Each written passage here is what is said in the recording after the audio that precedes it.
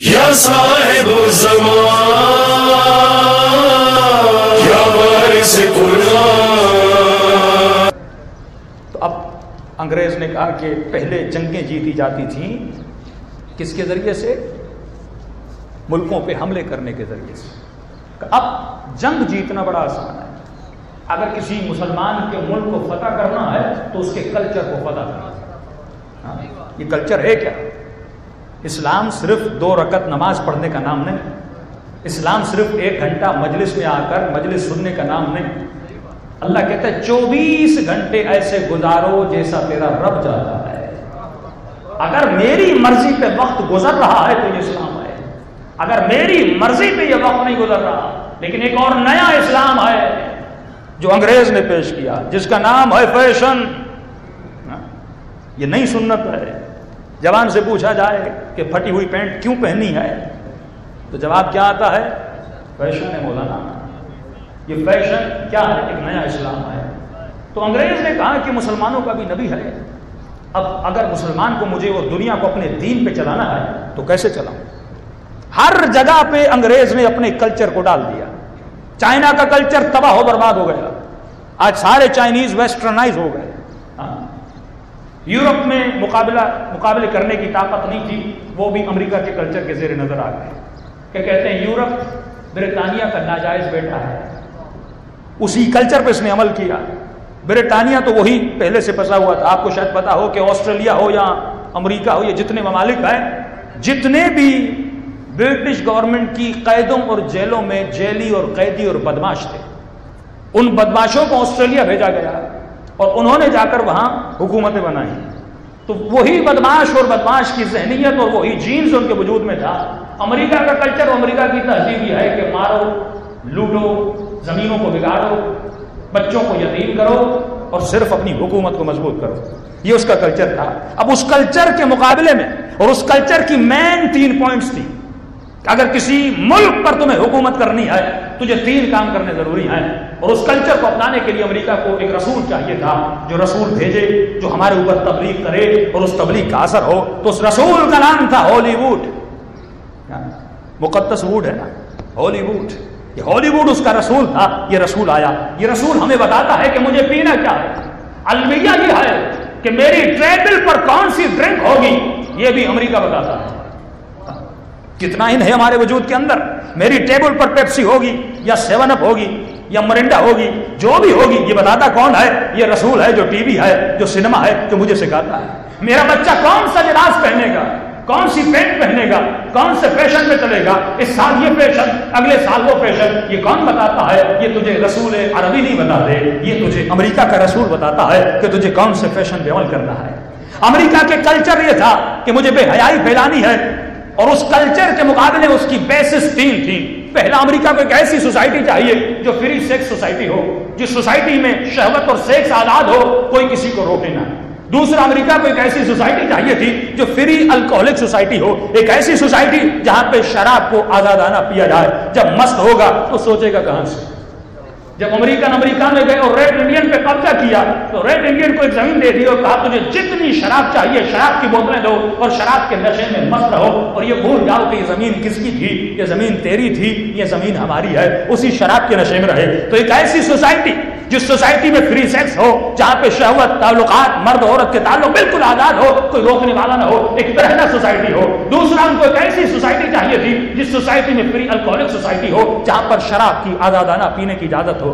تیسرا، ان کو ایک ایسی سوسائٹی چاہیے تھی جس سوسائٹی میں سود کا نظام ہو، حرام کا نظام ہو۔ سود کے نظام کا مطلب یہ ہے کہ پیسے والا AC روم کے اندر بیٹھ جائے، پھر بدن کسی اور کا، دماغ کسی اور کا کام کرے اور یہ کماتا رہے۔ بینک سے بیچارہ لون اٹھاتا ہے، اب اس کے لیے کوئی گارنٹی نہیں ہے کہ یہ لون سے کارخانہ کھولتا ہے، اگر یہ کارخانے میں وہ شکست بھی ہو گیا، اسے نقصان بھی ہو گیا، اسے بینک کو پیسے بھر کے دینے ہیں، لیکن سرمایہ دار گھر میں سکون کے ساتھ بیٹھا ہوا ہے۔ تو 3 اس کے نشانات تھے۔ اگر دنیا میں حکومت کرنی ہے تو تمہیں فری سیکس سوسائٹی کو بنانا ہے، اگر دنیا میں حکومت کرنی ہے فری الکوہلک سوسائٹی بنانی ہے، اور اگر دنیا میں حکومت کرنی ہے تمہیں سود کا فری نظام وہاں پہ بنانا ہے۔ اب تینوں نظاموں کے سامنے اگر کوئی دین کھڑا تھا تو وہ دین اسلام تھا۔ چائنا کھڑا نہ ہو سکا کیونکہ اس کے پاس دین و شریعت نہیں تھا. یورپ کھڑا نہیں ہو سکا کیونکہ اس کے پاس دین و شریعت نہیں تھا. دنیا کی کوئی طاقت امریکہ کا مقابلہ نہیں کر سکی. لیکن اگر امریکہ کے سامنے کوئی دین کھڑا تھا وہ دین اسلام تھا. اور دین اسلام میں اتنی سختی کہ شراب تو دور کی بات ہے, اگر تو شراب کا ایک قطرہ بھی پیتا ہے تو کہیں سے مسلمان نہیں ہے. شراب بیچنا حرام, شرابی سے دوستی کرنا حرام, شرابی کے ساتھ کھانا کھانا منع, شرابی کو بیٹی دینا منع, شرابی کے ساتھ رشتہ داری کرنا منع. اتنی سختی اسلام میں کہ ایون ون ڈراپ شراب کا تو نہیں پی سکتا. کہ آذربائیجان کے لوگ جب رسول خدا سے ملنے آئے کہنے لگے یا رسول اللہ ہمارے یہاں -30 ڈگری کی سردی ہوتی ہے, برف باری ہوتی ہے, ارے ہم شراب پینے کے عادی ہیں. کچھ زیادہ نہیں, 1 کپ شراب پینے دی دو تاکہ بدن گرم رہ جائے, کام پھر سارے مسلمان ہو جائیں گے.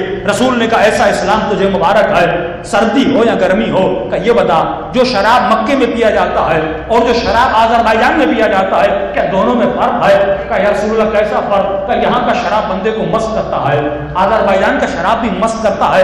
ہاں یا رسول اللہ مست تو کرتا ہے. کہ جب مستی ہے تو ایک قطرہ پینا بھی حرام ہے. چاہے مسلمان بنو نہ بنو لیکن شراب پینا تیرے اوپر حرام ہے.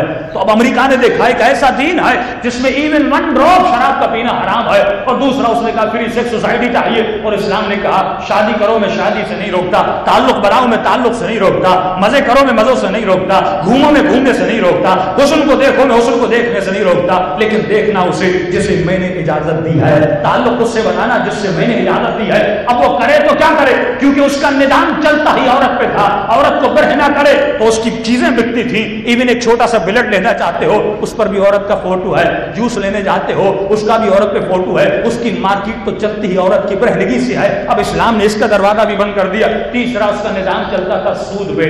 اسلام نے کہا لینے والا بھی گنہگار ہے, دینے والا بھی گنہگار ہے. اب وہ چلے تو کیسے چلے؟ تو امریکہ نے اور دجالی طاقتوں نے سب سے بڑا دشمن جو خود کو سمجھا اور سب سے بڑا مذہب جو اس کو دشمن لگا وہ اسلام تھا. کہ میں ہر کسی کے گھر کے اندر تو گھس سکتا ہوں لیکن اسلام کی دیواریں اتنی مضبوط ہیں, مصطفیٰ نے اس دیواروں کو اتنا مضبوط کیا ہے اور حسین نے اپنے خون سے اس دیواروں کو اتنا رنگ دیا ہے, اب میں داخل ہو بھی چاہوں اس اسلام میں داخل ہو نہیں سکتا.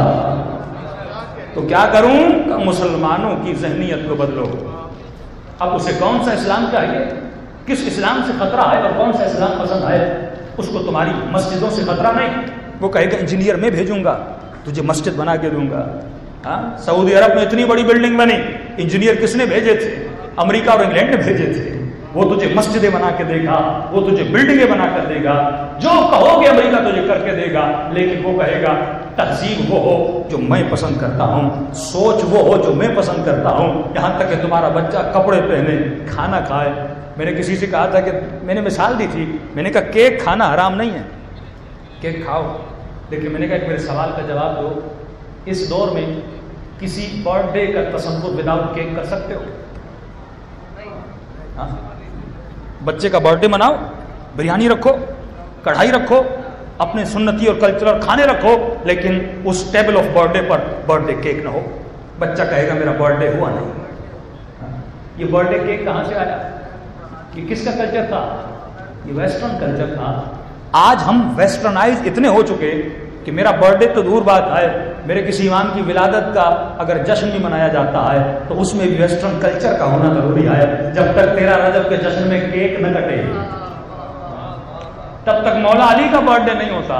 تو جب ہماری مجلسوں میں ویسٹرن کلچر اتنا گھس گیا تو ہماری زندگی میں کتنا گھس گیا ہوگا. صلوات پڑھے محمد و آل محمد.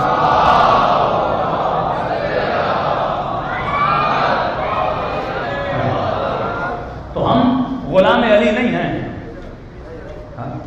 ہم ویسٹرن کلچر کے غلام ہیں. کتنے کھانے تھے ہمارے پاس, لیکن آج کا بچہ باپ سے سفارش کرتا ہے کہ بابا مجھے پیزا کھانا ہے. پیزا میرے کلچر کا حصہ نہیں تھا. برا نہیں ہے, کھاؤ, حلال ہے, لیکن میں کلچر کی بات کر رہا ہوں. جب کلچر میں اتنا گھس جاؤں اور بھول جاؤں کہ دین کو کھانا پسند تھا, کیا کھانا پسند نہیں تھا. اللہ نے جو فطرت بنائی ہے نا, یہ جو 2 میٹر کا انسان ہے, اس کے اندر ساری نشانیاں رکھ دی ہیں. میں نے کل مثال دی تھی کہ آپ کے دانت اگر 30 ہیں تو مہینے میں دن بھی کتنے ہیں؟ 30 ہیں. کچھ دانت فلیٹ ہیں, کچھ دانت نوکیلے ہیں. کیوں نوکیلے دانت 4 6 دیتا؟ کبھی سوچا؟ 10 دے دیتا نوکیلے دانت, بکری کا ایک بھی نوکیلا دانت نہیں کیونکہ وہ ویجیٹیرین ہے. شیر کے نوکیلے دانت ہیں کیونکہ اسے گوشت کھانے کی ضرورت پڑتی ہے. تجھے دونوں دانت دیے, نوکیلا بھی دیا, فلیٹ بھی دیا, تاکہ تو ویجیٹیرین بھی رہے اور گوشت بھی کھائے. لیکن گوشت کے 4 دیے. گوشت کے کتنے دیے؟ 4 دانت دیے. اور مثلا اگر 30 دانت ہیں تو فلیٹ تمہیں 26 دانت دیے. اس کا مطلب یہ مہینے میں 30 دن ہے, 4 دن گوشت کھایا کر, 26 دن سبزی کھایا کر. یہی تیرے جسم کے فائدے میں آئے. اگر اسلام کی فطرت پہ چلے گا تو جسم بھی بیمار نہیں ہوگا, روح بھی بیمار نہیں ہوگا.